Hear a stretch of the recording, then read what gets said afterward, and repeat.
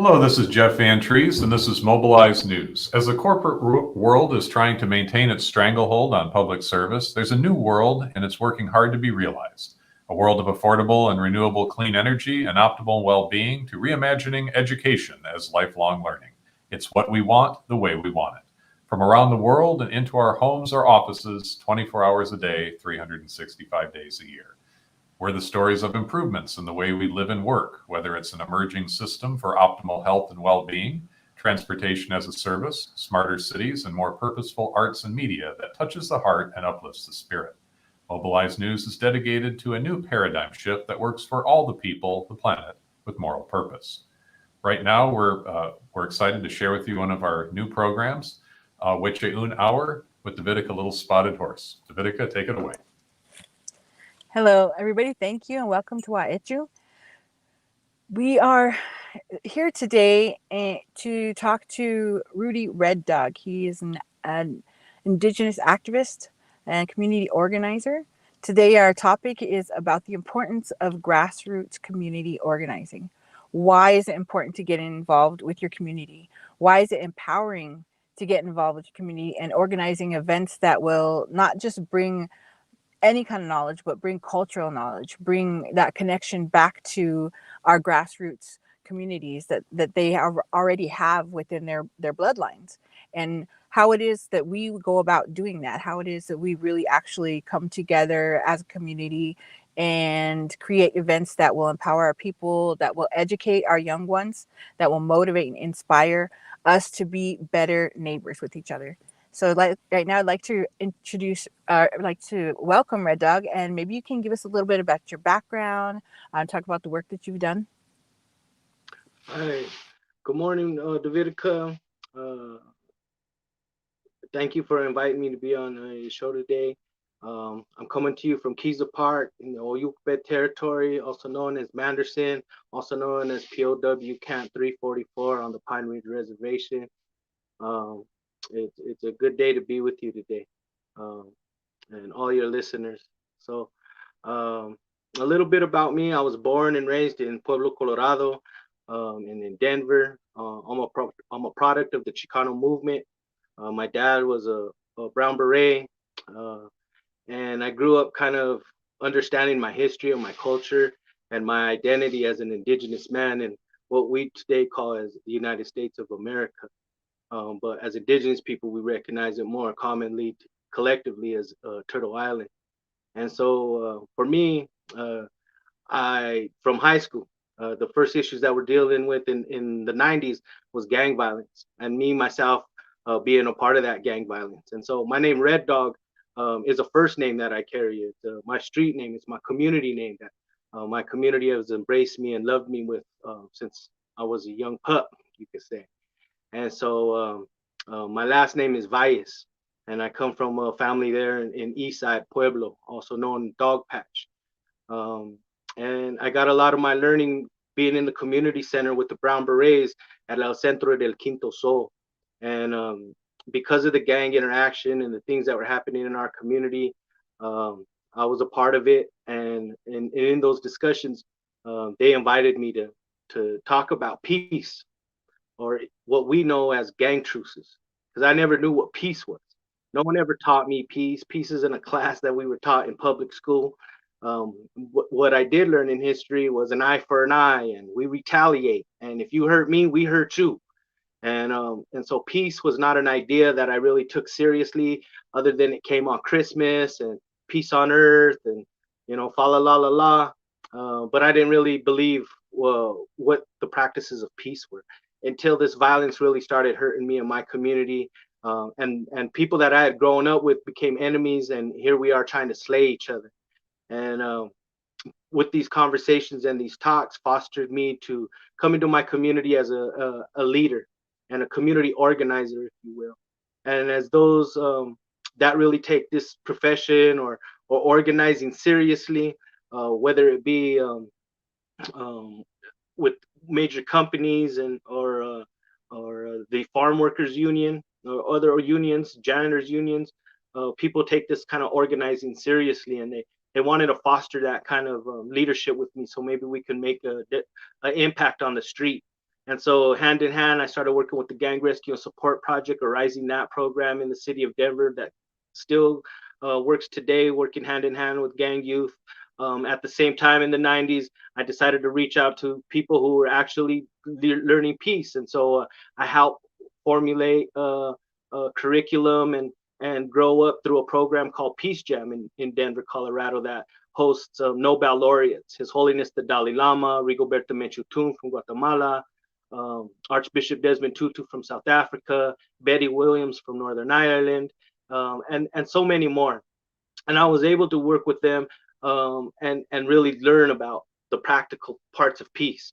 And I really identified with it because in the streets, it's nobody who just hugs trees or sings kumbaya holding hands that is in the discussion for making peace. You know, it's people in the war, it's the generals and it's the OGs. And so I was privileged enough to be in those circles to speak my piece, if you will, to kind of how work some of the ceasefire and heal our hood. And hand in hand in going back to what is peace and who I was and my role in it, my culture started to come back more and more into lending its tools and education and how I can be a helping hand in bridging the gaps. And so I got a lot of good, serious training from working with the Gang Rescue and Support Project, going to California and going to Homeboy Industries with Father Greg Boyles, and going to SEA, Solidar Enrichment and Action Program with Sister Inez Teles, and really learning the streets out there. To go into Chicago and working with Shal Trap and learning how to do street organizing was really big in my learning. And so I was able to go across the country to major universities, hosting Nobel Peace Prize winners with youth to talk about how we could best impact our world right now in different areas, such as clean water, access to healthcare for everybody, rights for women and children, and actually creating action projects that go in and start to do these things for ourselves and enact these things, whether it's policy or the simple community programs that start to grow food and create their own gardens for sustainability. All of these types of projects, we started to get hands-on and start to really, how do we stop gang violence, you know? So I had to bring Bloods and Crips and Norteños and Sureños and Vice Lords and Disciples and even skinheads at different times to come to our gang meetings and discuss how do we creatively find ways to work together. And so that's what I've done since I was a teenager, just growing up in this culture of hoping that we make a better country, whatever name it is. Being a Chicano, you know, we recognize that these lands have been called lots of things. Once Spain claimed it, once Mexico claimed it, now they call it the United States. And one day they might call it something else. Regardless, my people are going to be here and we're going to be responsible in how things are conducted here with our natural environment and with our humanity. And so I hope to be a good reflection in sharing those conversations and doing these kinds of work because I'm still a warrior from the street. And I hold a lot of responsibilities in upholding things in a good way in these dualities of life that we have to deal with these things. And so I'm always looking for guidance from different people and different cultures, as well as my own community. And so in that respect, I want to acknowledge the White Plume family, Alex and Deborah White Plume, that host me here on their homeland in Kiza Park. Uncle Percy White Plume, who carries a lot of the spiritual leadership that happens here with the Bigfoot ride and many of the rides that carry our traditional ways. And so it's an honor to be here in these communities and being here in a good way to kind of deal with some of the critical things that are being neglected in many homelands, but especially here on the Pine Ridge Reservation and in Rapid City, South Dakota, and our neighboring communities. And how do we bridge those things together? So Davidica, thank you for having me here to have this conversation about community organizing. I know I was extremely impressed with the work that you did in the city with the inner city youth. And I know a lot of times people don't understand that no matter where you are, Indigenous youth do have a little bit harder time, I guess, maneuvering, or even not so much assimilating, but kind of, because they want us to assimilate when we're in a different environment away from our own communities. So I know you had talked about some things that you guys did, how much you enjoyed celebrating like Cinco de Mayo, how much you guys enjoyed your community, the cultural stuff being intertwined with the community, and how you guys organized those events to help your community. And I think, more than anything, I would like to hear, why did you think that was so important? Because you were really young when you started doing this work. And a lot of people your age were not thinking about those things. So what made you get really interested and want to be involved in that? Sometimes I guess to embrace my culture was rebel even in that time, because we weren't allowed to go to Cinco de Mayo freely when I was in middle school in the 80s. That was still being discussed. Now all the kids have Cinco de Mayo off. Every school district. It wasn't just our Chicano school on my side of the neighborhood who was saying we want to go celebrate our festival today. We don't make convenience for Cinco de Mayo to fall on the weekend so everyone could get drunk and pass out. That wasn't what our celebration and our of who we were was about. So if Cinco de Mayo fell on a Wednesday or Thursday, well, we're going. There's whether your school recognizes it or not. And so I remember having to tell my friends, let's ditch. We're going to ditch on this day. Let's go to the park with me because my family's going to be there. And they told us we should go and it's going to be fun.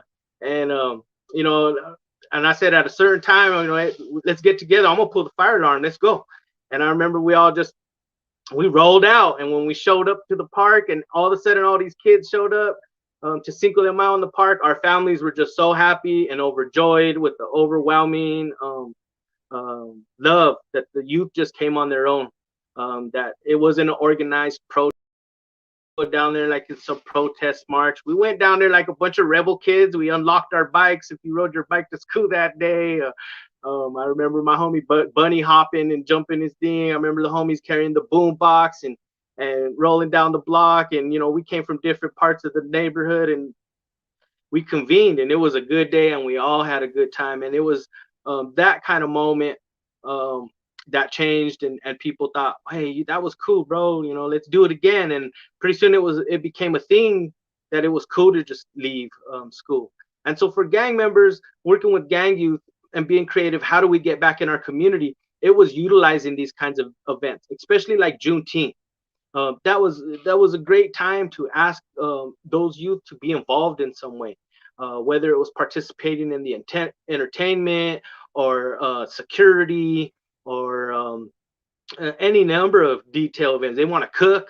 There was a place for all of it. They want to do some artwork, whatever the folks wanted. We wanted to create that element. If it was a car show, lowriders, graffiti, we were creating those spaces so that we can embrace those things. That because you had a knife doesn't mean you were a killer, right? But maybe you were a wood carver and you were just gonna, carve a saint to put on your altar for your mom and dad.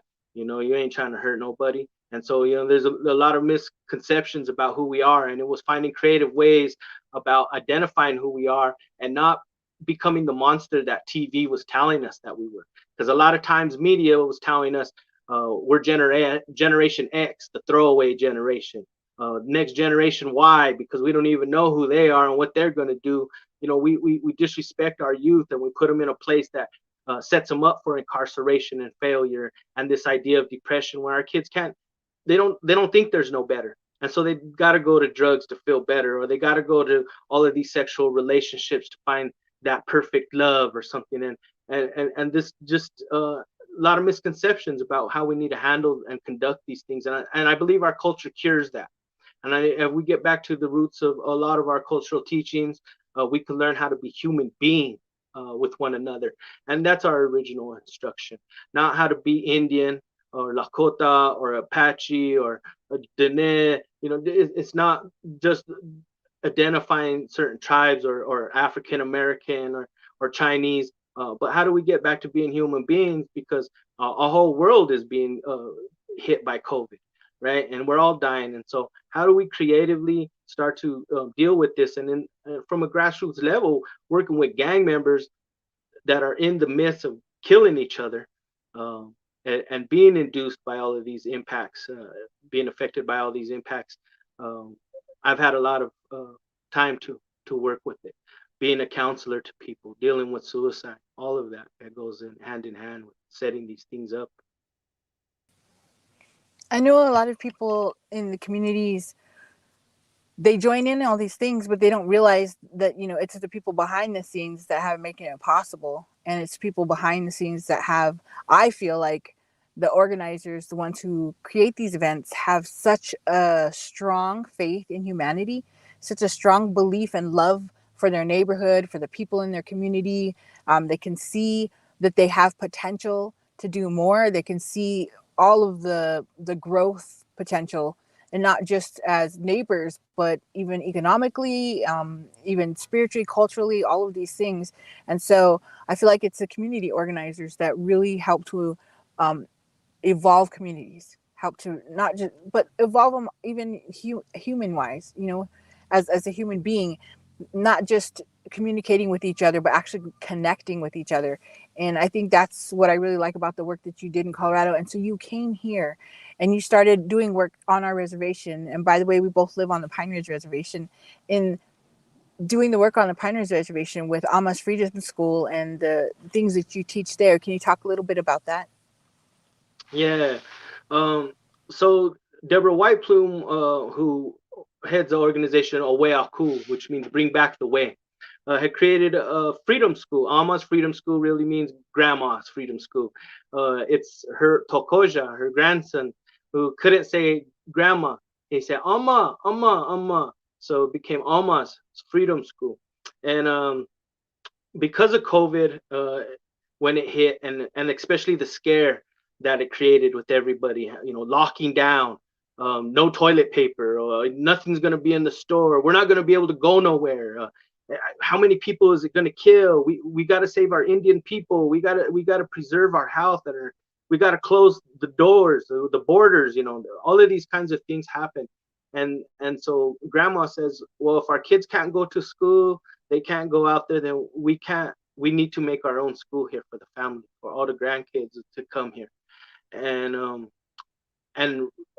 her knowing my work through Russell Means, I worked with Russell Means, and took care of his treaty school ranch that he has in Porcupine for a couple of years, on behalf of Pearl Means. And I worked there, and through there I was able to forge a relationship with Deborah about the educational things and work that I've done. And she invited me to come and live here with her home, and so that I would also be safe from COVID, and that I could be on site to work here with the kids, and we could all be safe together during these COVID times. And so we had a plan to continue the schoolwork and do traditional work here based on Lakota language, based on Lakota traditional values and teachings. So, it's skinning a buffalo, making the soup, shooting bows and arrows and throwing knives and hatchets, and learning how to track and know directions and read a map, to doing math, to reading a book, to doing all the other types of things that go hand in hand, but keeping up with the traditional values here. I know with your community organizing work in the past, you have actually helped also to implement some really important policies, like between the police officers. You had talked about I had heard you before talking about even something as important as them having the names on their badges. Can you talk a little bit about that? Because to me, that shows how powerful community organization is when we come together as a community and do something that's going to benefit the people. Right. And shout out to every community organizer that's out there, because this is a life that you have to live in respects to considering and thinking about everybody. One of our issues right now that made me reflect on this policy work that we had conducted on our community was, now there's this MMIW, right? Missing, murdered, Indigenous women and men, Two-Spirit, LGBTQ, that continue to go missing. well, who's in charge of keeping track? Because every week I keep seeing faces, and I don't know if people have been found. Sometimes I do find out. Sometimes families do put in that energy to say their loved one's been found, and others, maybe they're so stressed out and dealing with it, they forget to say what happened. So anyway, how do we account for that? How, and if we're doing work and all these different groups are saying they're doing this work, where, how do we hold people accountable? Where then does the policy come in, that these changes start to happen? Because there's a lot of people falling through the cracks, and I don't understand where they're. So who's to blame, or who's to be accountable? And so it made me think about how we were yelling out in the city about police brutality in Denver. And we'd always talk about there's alley rides and cops, racial profiling, and these terms weren't even being used yet. They were just being developed, but we were always having to find a way to articulate the police brutality that we were facing. And it wasn't until, of course, even in the 90s that we got our first video with the Rodney King riot, and people were like, whoa, with Rodney King getting beat up in the alley, that was the first time they seen police violence, that it was some kind of truth to it. So this is the era that I'm talking about, where here we are trying to recognize this in the city, and as community organizers, they always want to make us sound like we're just yelling protesters. But no, actually, a lot of us go to school. I went to the Colorado State University in Pueblo. You know, I worked on my degree, social crim, of course. I want to know the laws and what my people are being conducted with. So, you know, I take the time to learn about these things and all of its dynamics. And so I'm fighting for my community in a good way. I'm trying to talk and be respectful, but they like to water us down and say we're just being some kind of angry urban legend teller. Like there's a boogeyman, there's Freddy Krueger out there. No, there's these actual cases are happening. And so as a collective of different groups that were concerned about that, we decided to target that issue. And we created just a simple form that people could safely document their altercation with the police and just tell us where it happened, what time, cross streets, what officer, all that. And with those information, we started learning things about the situation. We started seeing exactly where the hot spots were. We started to see that, well, why are these incidents happening from this apartment complex or this part of the community? Or why does this officer's name start to keep coming up? I think it's a particular, because it is not all the officers. We're not out there to say all officers are bad. It's not that kind of fight, but we do want to be specific. And so we were able to start narrowing it down. So we'll be specific and we'll say your name. But one of the other problems with saying someone's name at that time is if you ask the officer, can I have your name? What's your badge number? They took it as an insult and you could get beat up, targeted. They didn't like that. So we made it by working with the police department, or by working through our program and our projects to address the police department's problem. A result of our paperwork was to say, hey, here's the specific, here's this person, here's this place. And we need a safe place for people to continue to make these claims, and you address them. And so then there was a community board that was formed.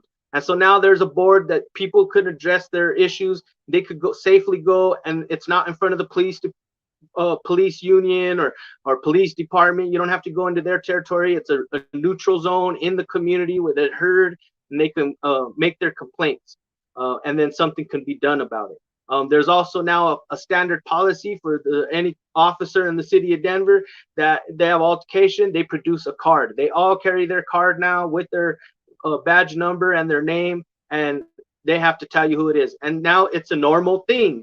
They're not insulted. It's part of the culture now, so they don't get all upset. They can't target nobody because someone simply asked them, well, what's your name? After you just took my ID, frisked me all up, ran your hand down my pants and up my crack, but I can't ask you your name.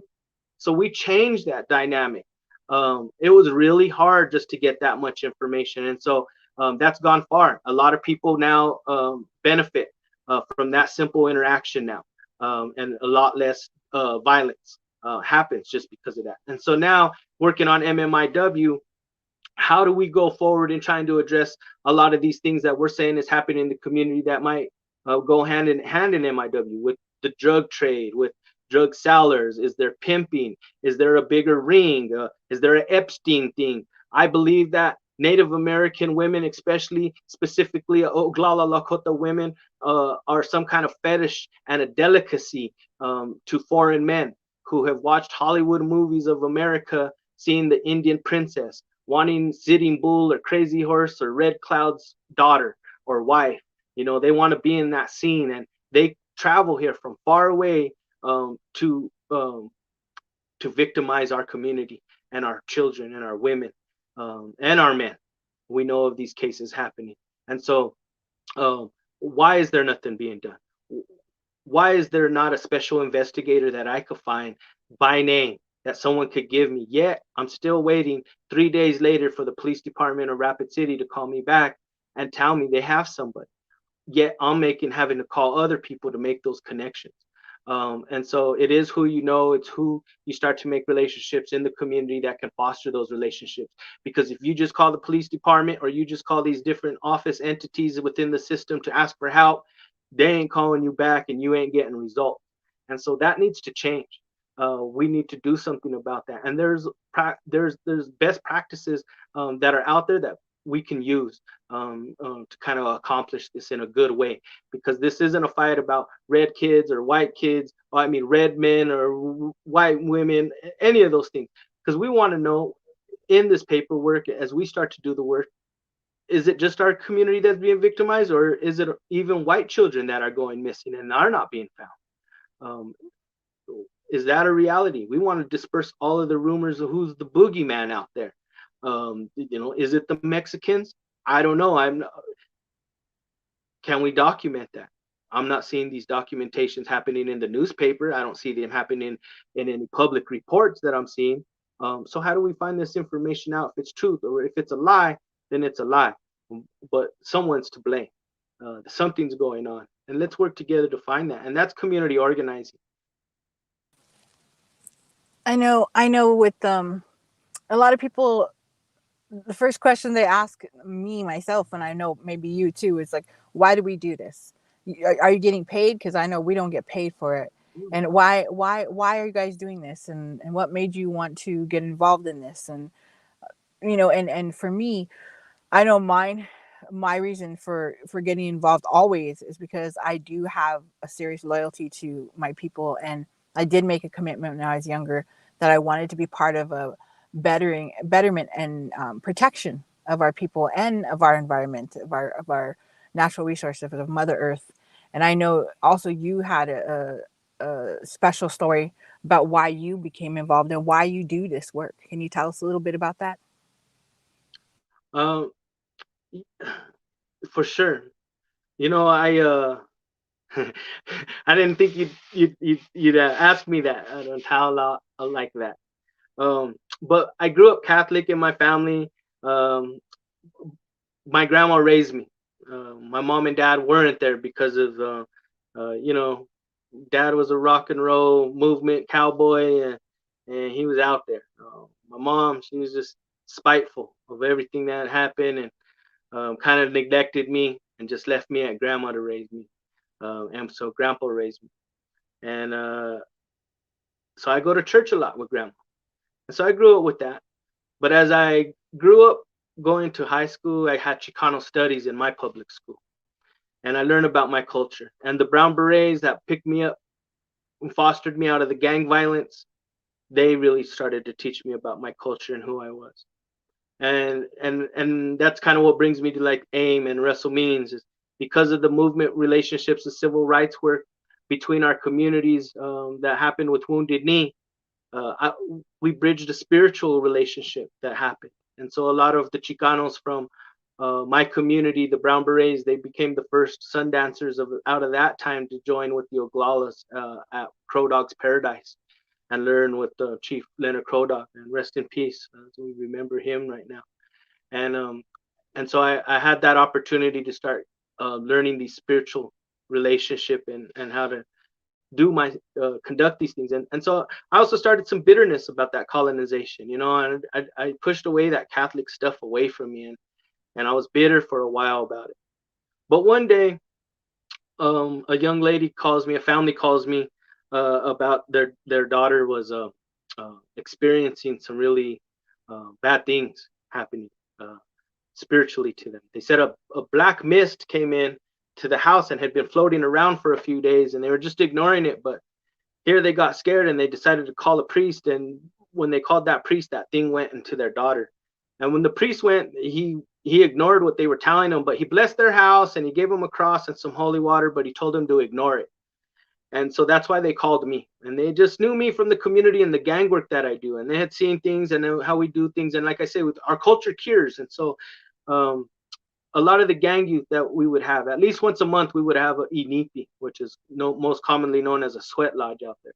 And so we would have that for our gang youth to be a part of and share our culture in that. When they didn't ever have to go, just something we did. And hey, as warriors, that's something from my culture. I can offer you that. You want to come kick it with us one day on a weekend?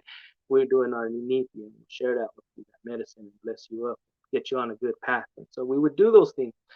And so this mom, she asked me, can you come? My daughter's 14. We're practicing for her quinceañera. And I don't know why this black spirit came in. And can you come smudge the house? And I was like, hey, all right.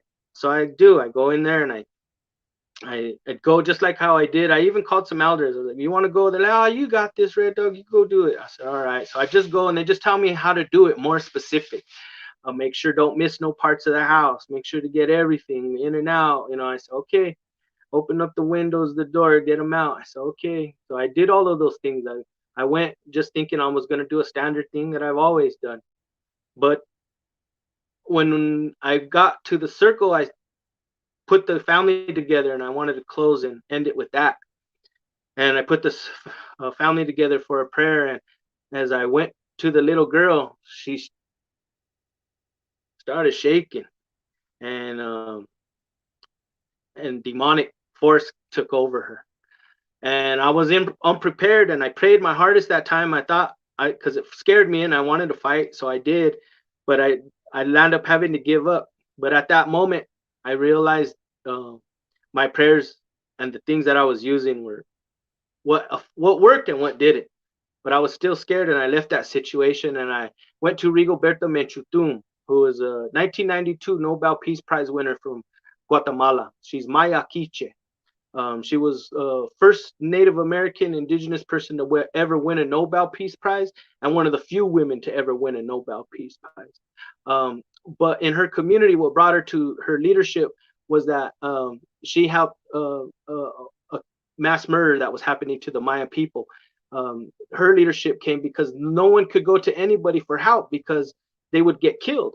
And the last ones that could speak up for their community was their holy people, their medicine men and women that we call today like that. And so her mom and dad were murdered and killed for standing up and speaking for their community. And Rigoberta picked up after her mom and dad. And in that same realm in her community, she carries that medicine and spiritual advice.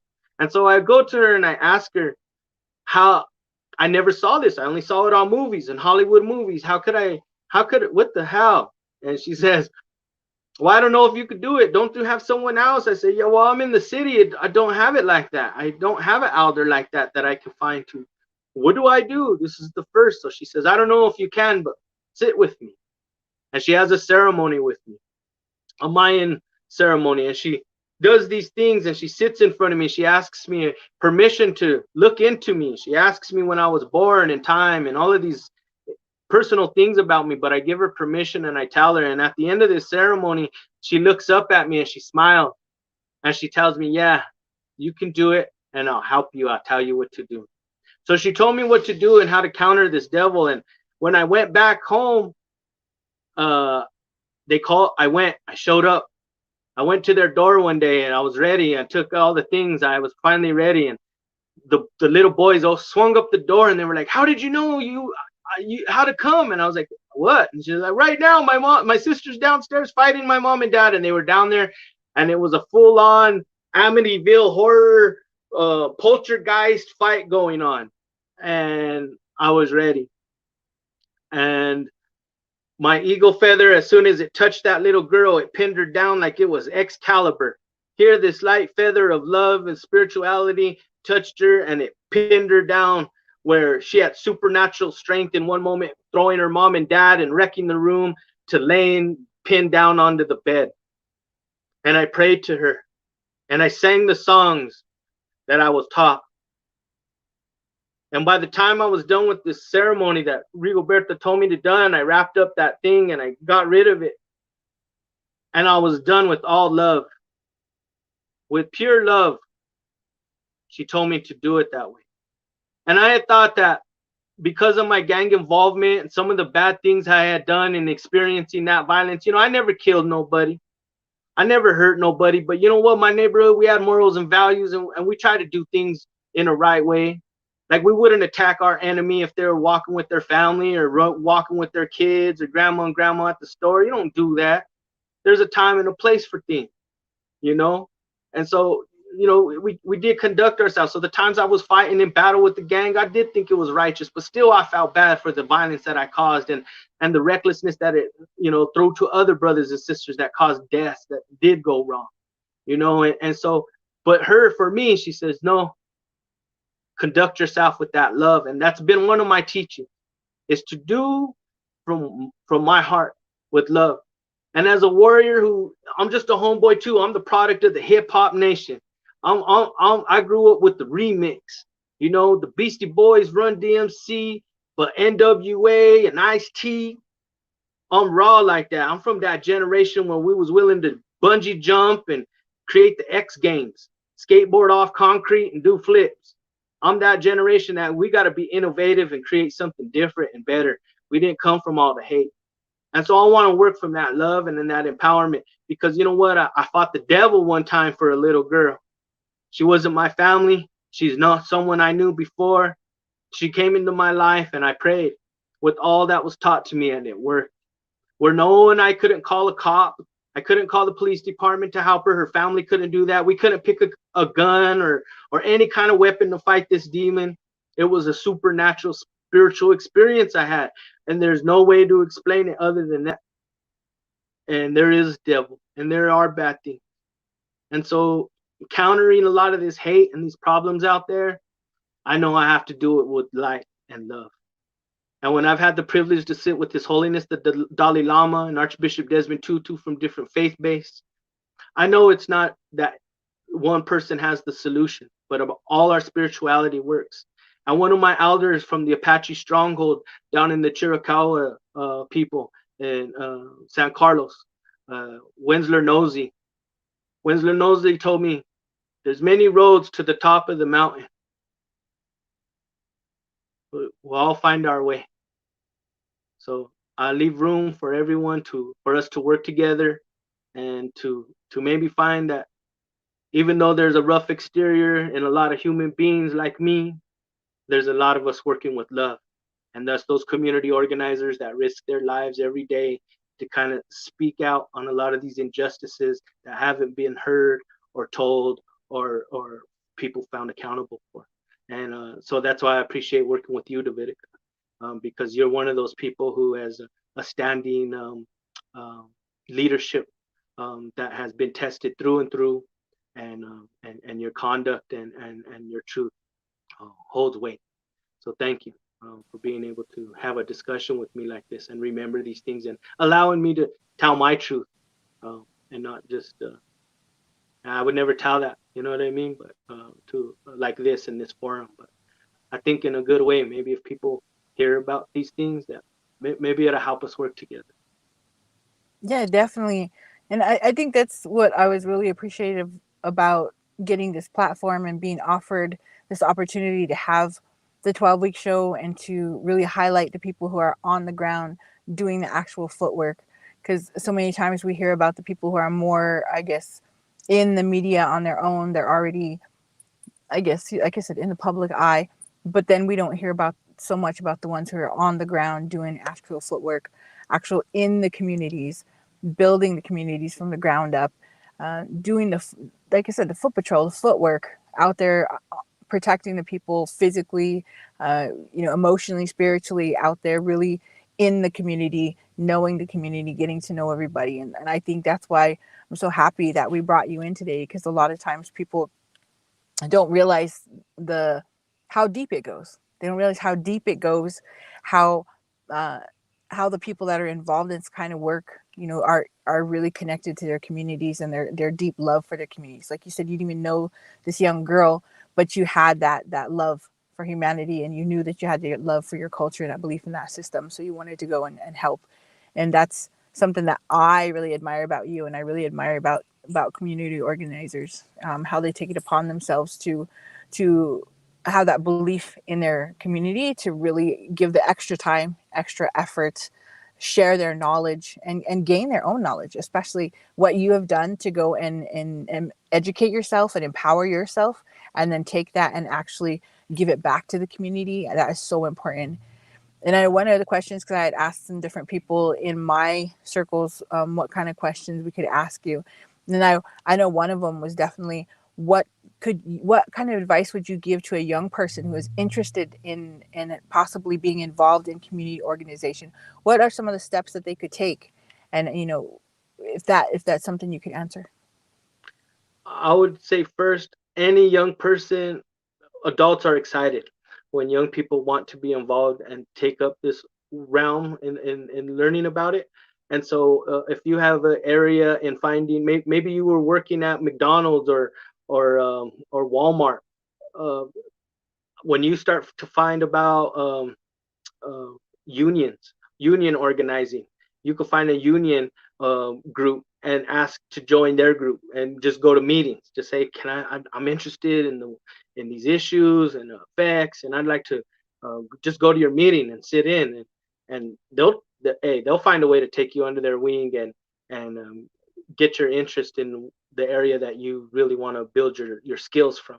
And there's so many different ways that way. Or it could just be a youth group, or what's your background and what you like. Go to, just involve yourself in one of those meetings. If it's outdoors recreation, there's a lot of different groups that are looking for young people to take on those roles. In Denver, I worked with the outdoor program that trained a young inner city kids to be river raft guides. What an awesome program. No one thinks that, everyone thinks because we're in Denver, Colorado, everyone goes camping, but no, many inner city kids, they see the mountains all their life and never are afforded an opportunity to go camping. And especially when people think that campings and outdoor programs ain't for people of color, that's what white people like to do. They go glamping, and so we can't afford the tents and the fancy things that it takes to go and set up this cute little camp, but it don't take all of that. And so it's us taking kids outdoors and getting them involved and giving them all the skills that they need to be successful in whatever it is that they want to be. And so if you're interested in any form of community organizing and getting involved, find a group that really attracts you and ask if you could just sit in with a meeting and see where it goes. But American Indian movement, I always enjoy those kinds of groups around the nation. If you know a group like them around in your community, I think they're also great forms of leadership, and you could reach out to them. I know there's a lot of people, actually. I mean, you and I, and we're within Native countries, so we hear AIM or American Indian Movement. We hear that kind of those names. We know what it is, absolutely, because we're born into that. But for the people who don't know what American Indian Movement is, can you explain a little bit? American Indian Movement is, again, one of those grassroots community organizations that evolved out of the civil rights era, um, originally out of Minneapolis, with the leadership of Clyde Balcourt, Russell Means. Uh, I don't know. I'm sorry, I don't know all of the names, but this leadership that started to bring back the ways of our culture, men growing their hair back and going back to ceremonies and learning our language. But it arose out of, again, in defense of our communities from police brutality. And so they were always those kind of community people that people can ask for safety, ask for help and support. Those food to school programs that happened in the morning, just like the Black Panthers did. We were doing those nutritional programs as well in our community. And so we've always been kind of that grassroots kind of Native organization that anybody from any indigenous community traveling in the inner city could find a base where they could find that spiritual nutrients and and city support that they might need. Maybe again, education, GED, or housing, addressing some healthcare, those kinds of things. Um, so for our community, I know in Turtle Island, there's lots of those warriors out there that carry that banner to this day.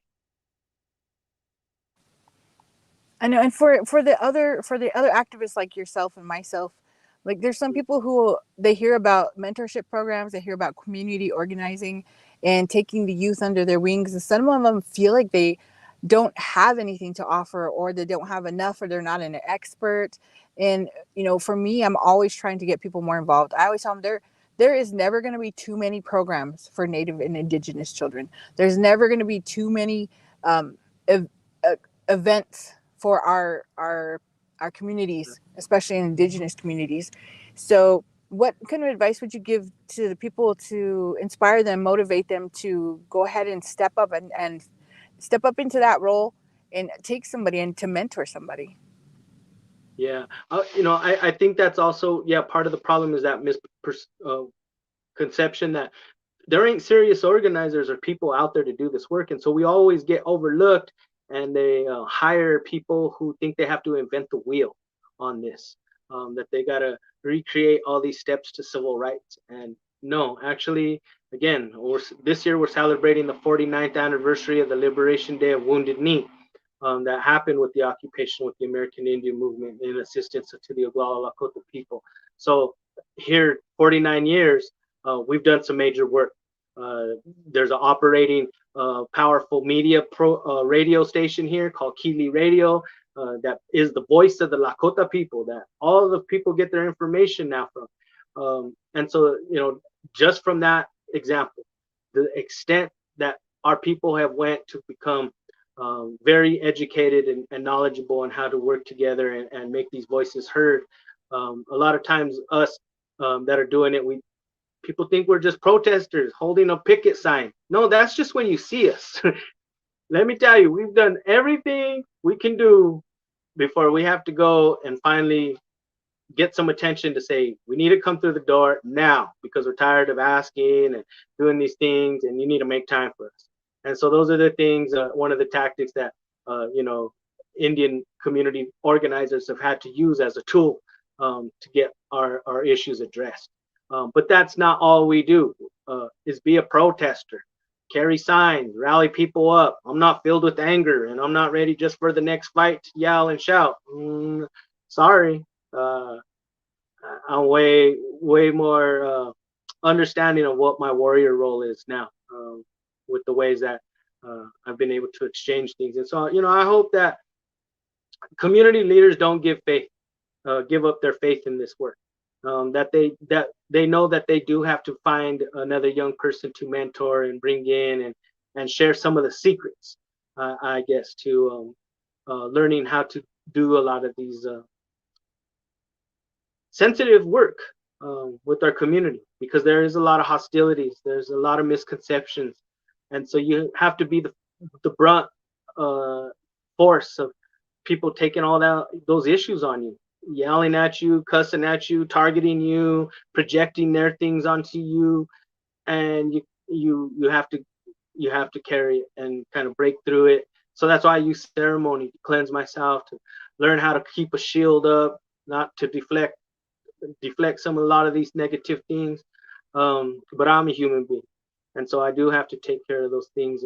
And all of us in this community work, we got to share some of those secrets about how we help heal each other and take care of each other. And I think part of that healing and growth is always having an apprentice to kind of show. And so I'm glad that Alma Freedom School provides me an opportunity to work with youth that are all open ears and minds, and living in this way that it's natural to them to want to do these things or understand in some capacity, and whatever direction life may pull them to do and live their life. But they're going to have at least this base of knowledge to help them. And community organizing, I think, will help a lot of us get along together. So even if that might not be your final forte or profession you want to go into, because there are a lot of paid organizers out there for nonprofits and for profit. organizations. And so you can go to the university and you can take a class and you can get an under degree on it and things like that. So take an effort to take it seriously and really be a tool for our community to heal. Instrument of love. I definitely. And I know for myself, this 12-week platform that I was given, I wanted to dedicate it to, the actual, the word Lakota, the Wa'echu in Lakota means it's the closest we have to take action. It means to do something. And that's why I named the program Wa'echu Hour, is the people who are doing something, the people who are actually out there, giving them themselves, of their time, of their energy, of their spirit. So one of the biggest things I think that all of my guests have in common is that everything that we're doing, all of us together, we're doing stuff individually, but together we're actually helping to combat genocide, to combat decolonization, to stop this forced assimilation that was put upon us by the powers that be. And we can't change history, we can't stop it, but we can heal from it, and we can learn from it, and we can go from here. And that's my biggest, I guess, goal. But what do you see, and what do you hope for the future of community organizers? What do you hope their impact will be on our history of as a people, as Indigenous people? I really have a great expectation right now for those that are in the work, because for those that are in kind of tune, we know we're in a prophecy time, right? And we are looking at a fork in the road right now. Are we all going to go down this road where we kill each other and shoot ourselves to oblivion, and we wreck all and plunder all of the earth's resources and not give a shit? Let everything burn down, let all the oil, let everything leak and destroy. Do we let people keep creating fake food and feeding us poisons in our diet and telling us it's healthy? At what point do we start to address all of these things? And in community organizing, we have to look at that totality, our impacts on Earth. And so I want to go this other direction where we preserve life and we win, and our future generations get to go down the road together and live as human beings together. Because we don't need to save the Earth. Russell Means would always tell us the Earth has millions of years to go. It'll heal itself. Mother Earth will choke us out and heal herself of us. All other life forms, it's human beings that are the worst to the environment. So we got to put ourselves in check. And so I'm in that. Let's fight together to change everything in this dynamic. We need each other, not just Red Nation issues, not just white man issues, not just Black Lives Matter. We love all them brothers. I mean, I love Black Lives Matter, but don't forget. But you know what I mean? It's gonna take all of us. And so now that we have these instruments that we could see each other around the world in real time, we have this ability. No other time in our life, in generations previous, did they have this ability. We couldn't see each other's hurt and pain, what we were going to. We were all could be told lies, but now we can see each other's truths. We could all see that there's people that love and want betterment for each other around the world. And and in America, what I've learned from working with the Dalai Lama and Desmond Tutu, all these Nobel laureates around the world, they tell me everyone wished they had the power that an American has, just to vote. You get to pick one of the most power leaders in the world that influences the rest of the world, and your people don't even want to vote. Things like that, it made me think about how much I need to move my community so that we could change the world, because people do pay attention and listen to us. It's not just we're Pepsi's new generation and we can do the moonwalk because Coca-Cola told us to sing around the world. It's those products that, they tell a fantasy, but the truth is we need to reach out to one another and really be there for one another so that we don't kill each other, because we're all being exploited by the same top echelon that don't have any of our humanity in its best interest. And so let's work together to address those things and save our sacred sites. Mauna Kea in Hawaii, um, uh, Oak Flat in Arizona, the Chiricahua, Chaco Canyon. I love all of these places. People stand up for Bears Ears. Let's keep standing up for our Hesapa, our Black Hills. Let's take care of these places, preserve our water. Let's ensure future generations have clean water to drink. And that's the community work. That's the grassroots work that needs to be included in whatever dynamic that you're working in the community. Include those things of how we're connected so that we could stay together and know each other, not hate each other, not try to be the ones that own ours and just ours. No, let's save something for everybody and everything. Let's think universal. I was talking every single time I talk to people about our history of Indigenous people, about forced assimilation, about I guess just the brutalities we've gone through. But I always bring it back to something I had read in a old I guess army history thing that was going on when they were talking about how they had to take control of the indigenous population, how they had to assimilate us, save the man, kill the Indian type of thing.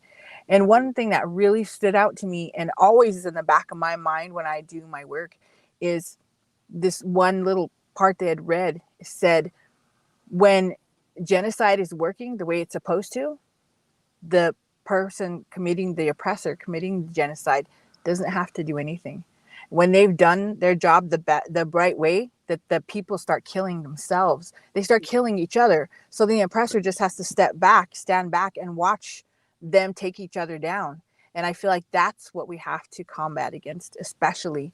And what you're saying just lends to that. That just, it's a truth. We have to stop being divided now. We have to stop being separate now. We have to stand together as human beings, because the things that are affecting natives, it does trickle out. It's not just us that's going to suffer if the earth is being contaminated. We're not the only ones drinking this water. And, I do take pride that we are one of the main, Indigenous people are the main people that stand up for Mother Earth, because we understand how sacred and the responsibility, and we understand connections and community and why community organization is so empowering. But like I said, I do believe that this is a tool to combat against genocide. And we are at that point, like you said, where we get to choose. Do we destroy each other? Do we commit genocide on each other? The oppressor don't even have to do it anymore. What do you think about that?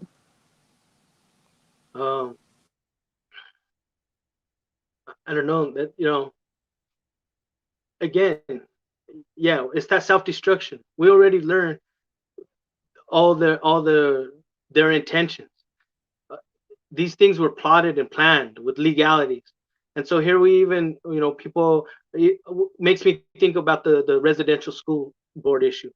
People are mad about the church, about what they did, but really it was the government with their laws that they created that empowered them, and they funded that church to do those things. Would the church have had the power to do those things if they wouldn't have been instructed by the government to do exactly those horrible things, and condone it and allow it?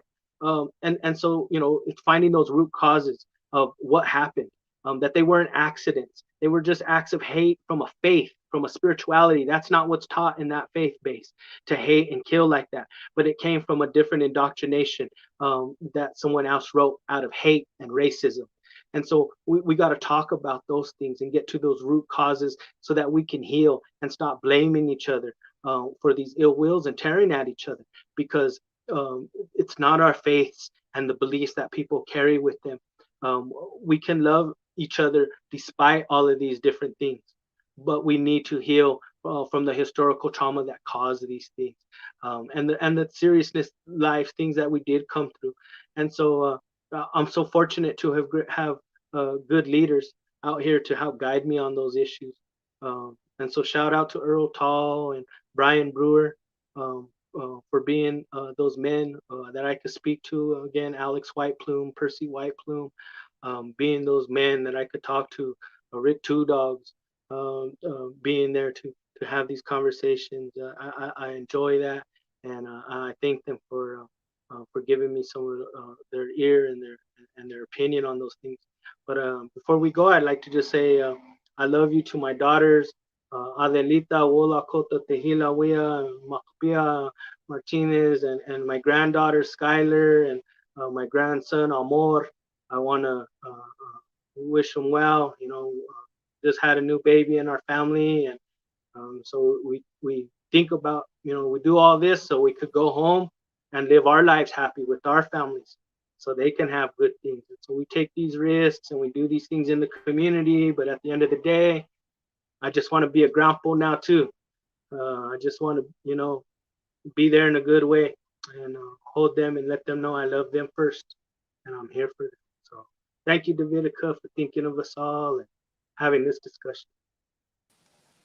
Thank you for joining us, Red Dog. I really appreciate everything that you shared with us. And I really do, like I said, I really do look up to you, and I really do appreciate all the work you did. And you're very inspirational and motivational, and bringing that empowerment into Lakota country from your territory.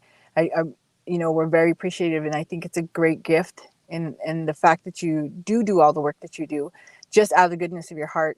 That's what true community organization is about. And I appreciate the talk we're having today. And for everyone who joined us, thank you for taking time out of your day to let us share some of our knowledge, to share some good energy, to share some history. And hopefully today you took away some important knowledge and maybe some life-changing stories that will inspire you to go out into your communities and to organize. Or if you know of community organizations that are going on, community organizers, that you're going to support them, encourage them.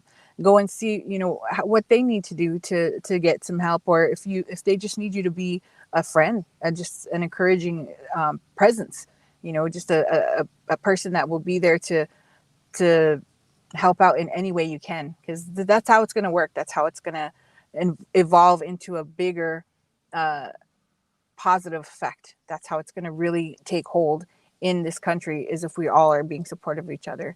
And thank you again for joining us today for Wa'etu Hour, and hopefully we'll see you again next week. Oh.